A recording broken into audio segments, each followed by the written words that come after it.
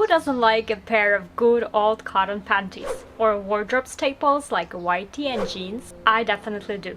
And pretty much everyone I know. Cotton seems like an amazing fabric. It's soft, absorbent, and great for people with sensitive skin. Besides, it's durable. I still sometimes come across some cotton tops in my grandma wardrobe, and they look like new even after 20 years. As to the environmental impact, cotton is decomposable and easily recycled. Oh, and how could I forget? Cotton is natural and safe. But is it really? In this video I'm gonna talk about why natural doesn't always mean ecological, why conventional cotton is bad for you and the environment, and what are 4 things you can do to make a difference. Before we dive into all the nasty, nitty-gritty detail about conventional cotton, I would like to thank the sponsor of this video, Organic Basics. Ask anyone if they think that cotton is safer and more environmentally friendly than polyester. They will probably say yes. For many, it's like asking which number is bigger, 1 or 2. After all, the choice between chemical and natural doesn't seem too hard to make. If you also think that conventional cotton is more environmentally friendly than modern synthetics, you're not alone. A few years ago, I used to jump at everything labeled 100% cotton because I thought there was nothing better for me and the planet. Cotton fabric is easy to care for, it's comfortable all year round. No matter the weather, whether it's hot or cold, humid or whatever, cotton breathes. It's also so easy to clean, just throw it into the washing machine and you're good to go. It withstands high temperatures and it even can be sterilized. But obviously, when it seems too good to be true, it often is. If you look closely enough, you might discover that often conventional cotton is no better than polyester, both for the people and the planet. Here's why. First, is that cotton is constantly fed with chemicals. Cotton fabric is made of a cotton plant, which is one of the beloved plants for all the insects and pests. In an attempt to protect the harvest, farmers are treating the crop with pest control substances since the very start. Pesticides, insecticides, herbicides, petroleum-based fertilizers, you name it. It all gets sprayed on what later becomes your undies, your t-shirt, or your sweatshirt. According to Pan UK report in 2018, over 1,000 different chemicals are used as pesticides to protect the harvest from failure. But the story doesn't end here. When the cotton bolls are open, the farmers are treating it with defoliants. Defoliants are sprayed onto the plants to make their leaf fall off and ease the process of picking and harvest. You don't have to Google much to learn that defoliants were even used in warfare. Yes, you heard it right. For example, the notorious Agent Orange was used by the US Army during the Vietnam War. Not only it ruined thousands of square miles of land, but it also caused a massive increase in birth defects and cancers. If this information doesn't make you shudder, there's more.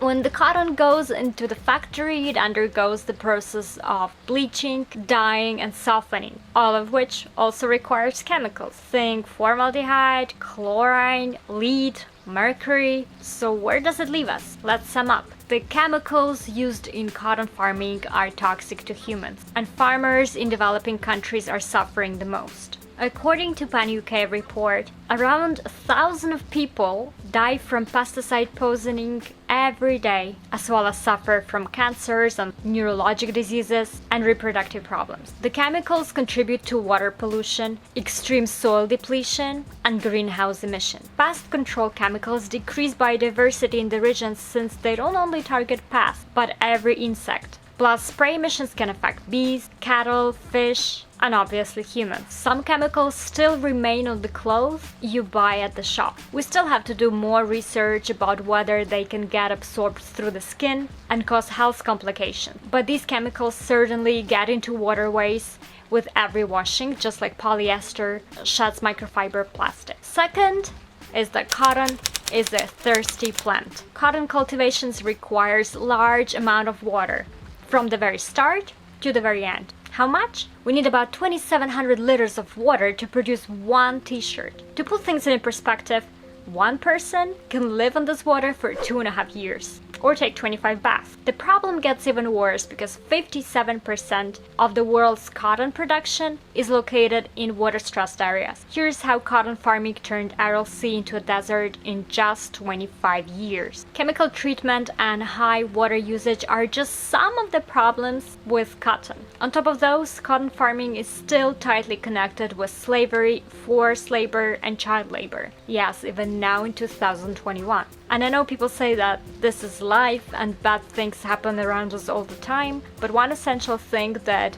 yoga has taught me is to care. I'm a firm believer in universal interconnectedness. And while you can't have control over most matters in life, you have control over your own choices. You can choose whom you give your money to when you're buying a new t-shirt. You can raise awareness about the current problems in textile industry among your friends and family. And eventually, you can make a difference. If you think the picture is too bleak and there is nothing to be done, don't panic. Every big impact is essentially made of small steps. Here are 4 easy ways you can make a difference and start doing better without making sacrifices you're not ready for. Number 1, reduce. In simple words, don't buy it. Do you really need 5 pairs of white cotton t-shirts or 10 bras? If you think closely enough, probably don't. If you go shopping, make a list. It will minimize the chance of bad impulse purchases. It will save you money and leave your closet with things that you actually need and wear regularly. Second thing you can do is repair. Oh, the trend of ripped jeans is the perfect time for everyone trying to live more sustainably. Make no mistake, I'm not encouraging you to wear ripped or patched up clothes, but some things are really easy to fix. Broken flies, small holes, seams breaks. You can always go to a sewing master if you're not very confident in your sewing skills. Another master tip is that old ripped jeans always make for a good pair of shorts, and an old dress for a top and a skirt. The third way is thrift. You can thrift anything if you look long enough. In fact, I think until I was 19, 90% of my wardrobe consisted of secondhand clothes and accessories. And no, I wasn't thinking of living sustainably at that point. I just felt that it was a little bit weird to buy new expensive clothes if I could buy unique pieces for a fraction of a price. Plus, vintage has always been popular. Number 4, pick eco-friendlier fabric. There are some things that I personally can't thrift for, undies for example. In fact, I tried to shop for secondhand bra ones, but I would probably spend a lifetime looking for a perfect size and fit. In such cases, I buy new but sustainable pieces that will last me as long as possible. For example, here are 4 fabrics that are better and eco-friendlier than conventional cotton. Recycled, upcycled fabrics such as recycled polyester, recycled nylon, recycled wool, and the like. It not only keeps old clothes from the landfill, but also requires far fewer resources to produce. Organic hemp. Hemp doesn't require much water or fertilizers to get a good yield, plus it can grow anywhere. Tencel lyocell. This is a relatively new fabric created from sustainably sourced wood pulp. Tencel requires far less energy and water to produce compared to conventional cotton, and it also performs much better too.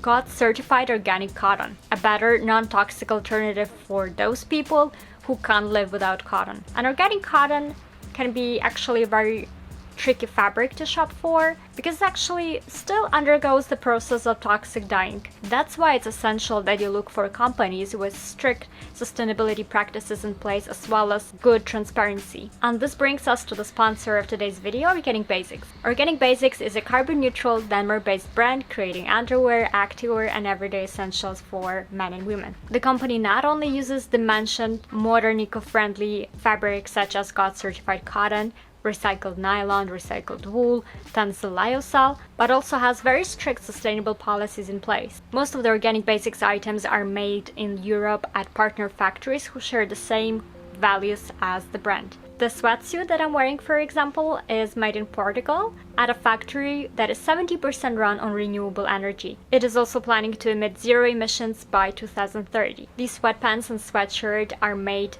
from 100% God certified organic cotton, which means that there were absolutely no chemicals used during the growth of the cotton, and the whole process was sustainable and ethical, meaning that people growing and harvesting this cotton were paid living wages and treated fairly. I simply love the color of the sweatsuit. It's called mustard. It's a very classy yellow color that brings a bit of sunshine into these gloom autumn days. It's very soft on the outside, but it's even softer on the inside because the fabric is brushed and has lots of fuzz. I'm wearing a sweatshirt in size S, and it fits slightly oversized, just like I wanted. I generally wear XS for my sweatshirts and for my loungewear. It also has a very nice slit detail on the sides, as well as ripped collar, ripped sleeves, and ripped bottom. My sweatpants are in size XS. These are very roomy, and Organic Basic is generally very generous with their sizing in bottoms. So if you're in between sizes, definitely size down. The waist is stretchy and there is a drawstring so you can secure the pants in place if you have a bit of room like I do. The length is also great. It's about 72 centimeters, so it fits taller ladies as well as shorter ones.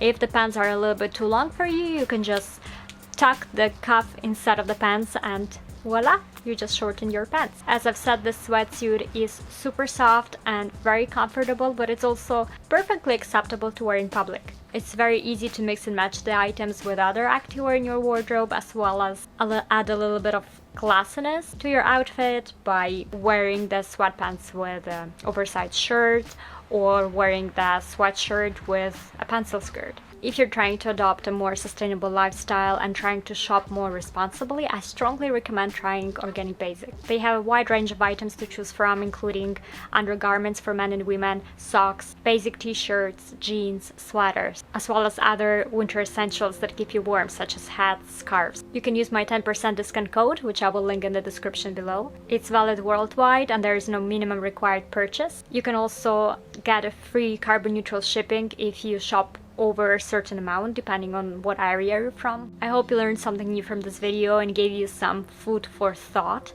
And if you enjoyed watching it, please leave me a like and subscribe to my channel to see more tips about yoga, sustainability, as well as honest activewear reviews. Bye bye for now!